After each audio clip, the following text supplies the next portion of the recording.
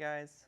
In one of our previous videos, we went over how to calibrate your TrackMan 4 for indoor use with TrackMan Performance Studio. That way you could use it for shot analysis, virtual golf, or one of our games.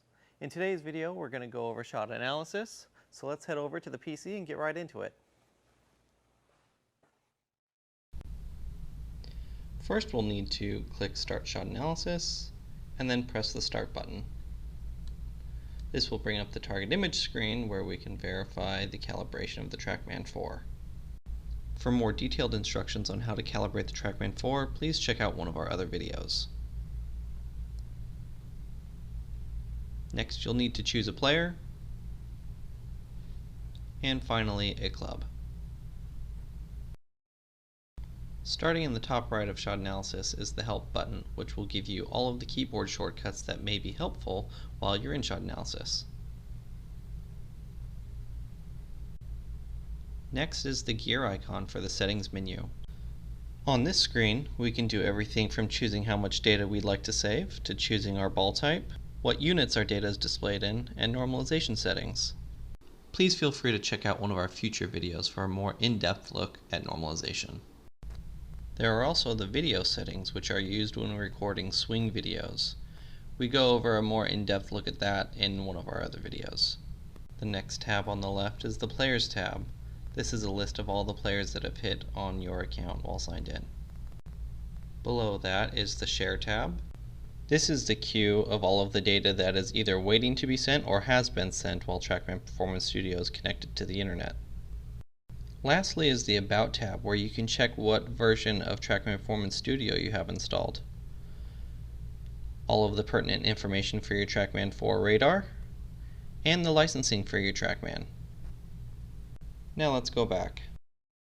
The next icon in the top right corner is the TrackMan icon.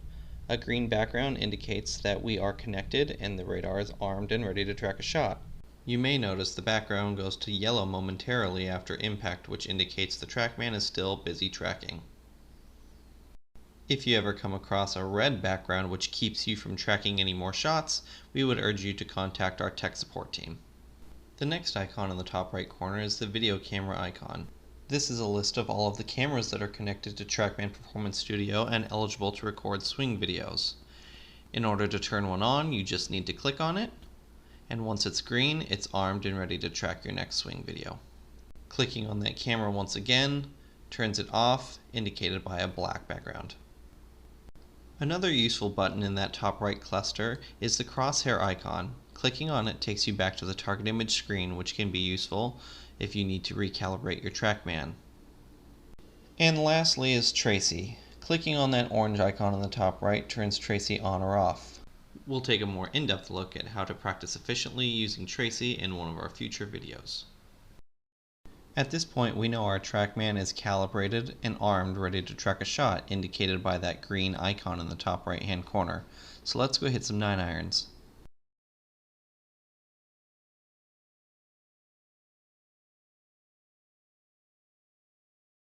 Next, I want to practice with my 7-iron, so I go to the top of the screen, choose the club icon, and choose the appropriate club. Now let's hit a few more.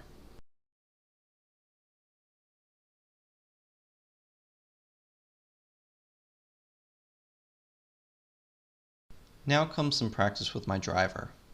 I've been in the market for a new shaft, but first I need to get some baseline data with my gamer. So I add this tag so I can go back and view the data for the shots that I hit with the driver I normally have in my bag.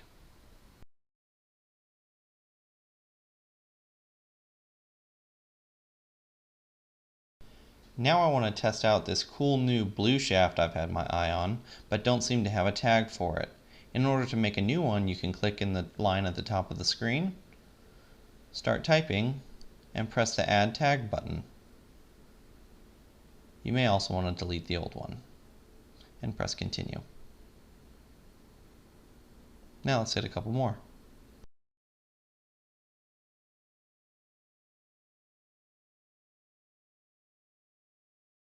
Now that we have some shots tracked, it's important to go over the view on the left-hand side of the screen. This is where you can view the shots that you've hit by either single shots or groups. You can even open up subcategories like that driver that I hit, my gamer, and look at just the 2 shots that I hit with that driver. Another really useful feature that we have at the bottom of that left data view is the compare tool. First, you'll need to select a specific shot, click the blue compare button, and then select the player that you'd like to compare your swing against. Since I didn't have a camera connected to record a swing video, this side-by-side comparison won't be as useful as some, but you can tell how useful this might be when trying to compare your swing against those that are on tour. In order to exit the compare mode, all you have to do is go to the blue bar and click the X.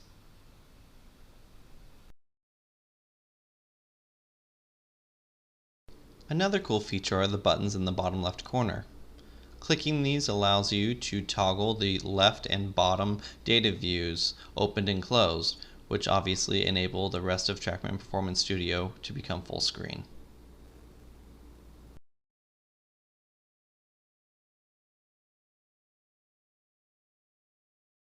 If you'd like to view your data in a different graphic, you can do so by clicking on the 4 squares icon in the top right hand corner. The first icon on the top left is the range view, which has already been chosen. The second is the cluster view, which shows all the different clusters or groups of shots that you've hit. There's even a legend in the bottom left hand corner to show the color coding for the different clusters. The next view that we can choose shows side and aerial views of your ball flight for each shot.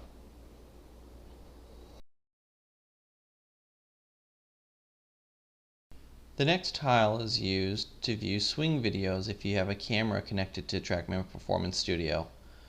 We'll go more into that in a different video.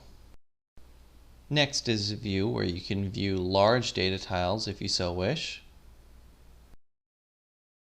This next view is used to neatly organize all of your shots. You can export data in the form of a CSV or even a TrackMan support file if we need to do an investigation.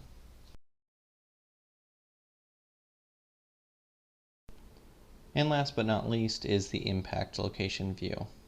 Choosing this tile enables you to not only see the impact location for all of your shots, you can also see swing plane, and finally impact and launch data from side and aerial views.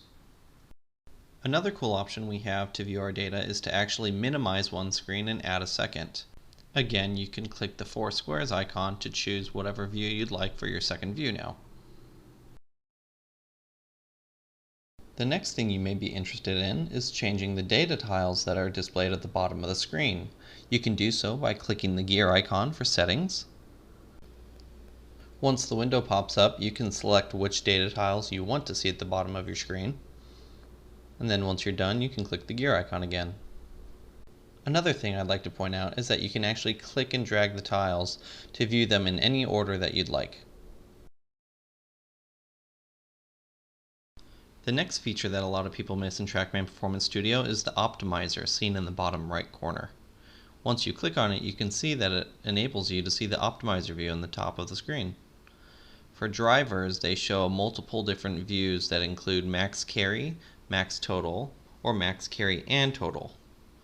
For irons and wedges, you'll see they show slightly different views that include low, medium, and high trajectories. As I click through my last 2 drives, I can tell that both drives were optimal because the top of the optimizer shows as blue.